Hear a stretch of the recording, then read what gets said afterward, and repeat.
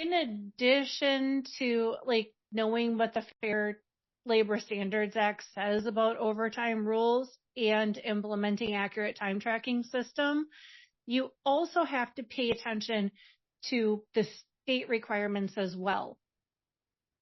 Because like an employee, they might not say anything if they notice that they're not getting their overtime, but they can go talk to the Department of Labor. They could, talk to an attorney or, ask, the different questions to cause issues for the business.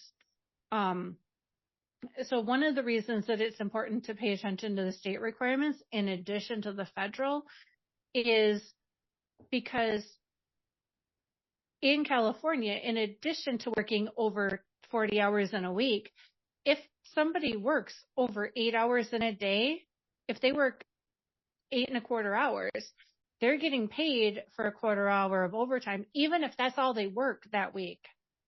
They get overtime after 8 hours worked on a weekday. There's different rules for if they work on a weekend. And, some of this stuff is really more of an HR duty than a payroll duty, but people often get confused and think that payroll and HR are the same thing, where they're not. So it's still important to kind of know what the HR requirements are so that you can alert your client if you think they're running afoul of any law.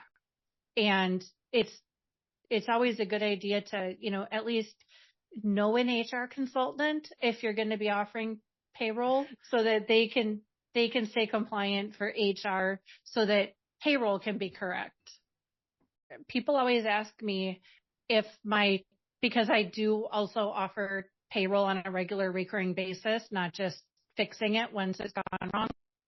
Weekly payroll and semi-monthly are charged a higher per month price weekly because it's every week, and semi-monthly because we still have to track the weeks that people worked and then figure out if there's overtime. And if somebody, sends and says, oh, well, they worked, this many hours and there was this much overtime, we still calculate that and kick it back and say, we actually think they worked this much overtime, or we calculate it and we're like, yep, they sent us everything correctly. Well, I don't care if somebody sent me things correctly for 8 years. I'm still going to be checking those numbers because I just feel like that's my job, is that people are getting paid and reported as overtime are correct. I don't get time cards. I don't get all crazy like that. But if somebody that is semi-monthly says, okay, so, let's just say that the beginning of the pay period was a Monday and it goes for 2 weeks and ends on the following Tuesday, I'm going to be like, okay, yep, 40 hours that first week, 42 hours the second week. There's 2 hours of overtime. But then that following pay period, we're going to take the Monday, Tuesday from the last pay period, add that to the Wednesday, Thursday, Friday of the next pay period, and then figure out how many hours they worked that week. And that does take extra compliance.